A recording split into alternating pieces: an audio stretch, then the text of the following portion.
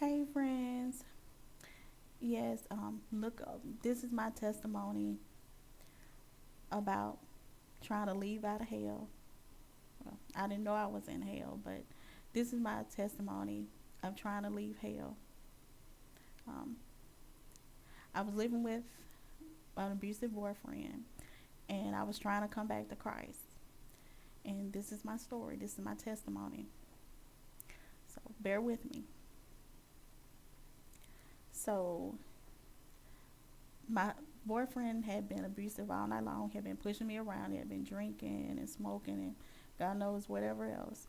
And I decided, okay, I'm going to sleep because if he went to the store, if he come back, I know he's probably going to beat me down this time.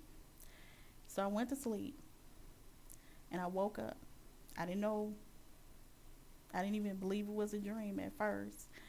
And what happened was we were in this dark space. I didn't know what it was. It was just so dark, like the darkest dark you could ever believe it could ever be.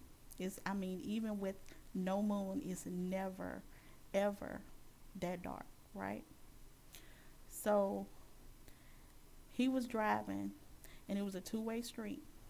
So at this point, I'm in the passenger seat, and he's in the driver's side, and we're just riding along. And it was just, I don't know where we thought we were going because he was saying, we're going somewhere. And I'm like, where? Because it's so dark. And so I was thinking, like, okay, this guy's going to kill me. But it was so dark behind us as well. And then all of a sudden, he was like, you're so stupid, you're so dumb, as he usually do. And so next thing you know, just that quick, as I was thinking what was going on, I was in the driver's side and he was in the passenger seat. And then I looked to my left. Like I said, it was a two-way street. And it was demons and cars coming down the other way. We're going forward, they're going backwards. And I'm thinking, like, what is this? And it was like a crazy house. I'm thinking I'm in a carnival, like in some kind of weird, place. And I'm thinking, like, what's going on? And as I'm looking and they're shaking the keys and they're laughing, ha ha ha ha. And it was the most horrendous, scariest thing you ever want to hear. And they were shaking their head like super fast, and it was different ones. They had different kind of faces, like they were changing faces, like just picking and laughing. And I was saying, babe, do you see this? And he was like, no. He was like, you're so stupid, you're so dumb. He still had that same mindset. And I'm still, I'm driving along and I'm looking down, there's no keys.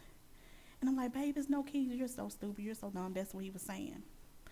And I'm like, oh my God, I got to get out of here. And like, we're still going forward, regardless of what, how many demons. It was like millions of them. And they were shaking their head like for miles. I could see, it was like the light was on in the car. So I could see exactly that, it was like, and it was so scary. It gives me goosebumps just talking about it. So, and he's still like not bothered. And so finally, all of a sudden, I look up and there's some crows. And I said, how could I? Because it was at this point, it started getting lighter because I don't even know how I could see crows, but I knew it was crows. And I said, babe, it's some crows following us. And they were circling. Now, mind you, it's no cars on the road outside of just us. It's just millions of cars seem like coming back this way. And I'm like, okay. And he just said again, you're stupid, you're dumb. So by this time, all of a sudden, whew, it was like the sun just appeared, and we were like at this mall, or we was at this place. And I got out of the vehicle, I got out of the car, and I said, babe, they're still following us. And he said, girl, you just so stupid, you're so dumb. And so he went on in the mall, the little mall area where they buy food, a little snack area. And I looked up, I said, what is this? And I kept on thinking, like, what is that? I said, I don't understand. And he said, and then all of a sudden, you can believe me or not, but like I said, try the spirit by the spirit, test the spirit by the spirit. All of a sudden, this crow came down and he sat on the hood. Because now, mind you, this is in my dream. And he said, Don't you understand? He said, we've been trying to kill you. We've been trying to kill you. And you still don't get it, do you? We trying to kill you. We are trying to kill you. And then all of a sudden, he turned his head and started singing like a bird again and went back up in the sky. And then they flew off. And I said, babe, by this time I'm running in, the eatery, the snack area in the mall. And he's like, and I said, babe, you never believe what happened. He said, you're so stupid. You're so dumb. And my cousin, which is his best friend at the time, he said, you're so stupid. You're so dumb. He said the same thing. By that time, I woke up.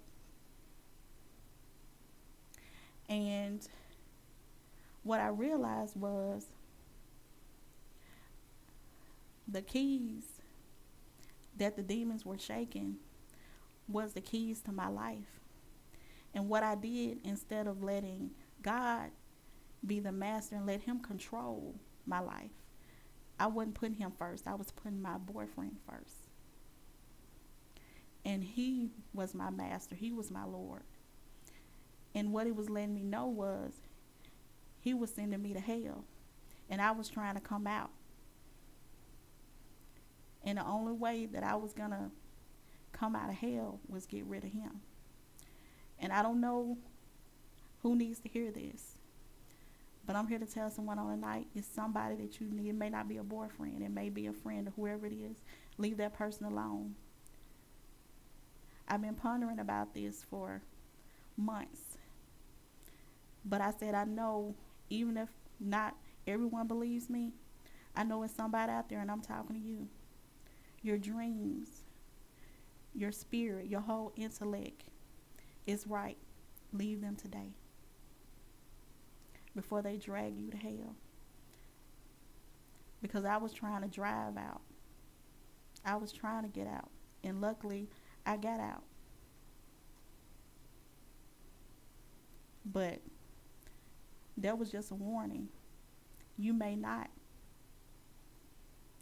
Be blessed, because God really loves you. And bless anyone that hears this with understanding, with a sober mind. Be blessed. Again, God loves you. Bye.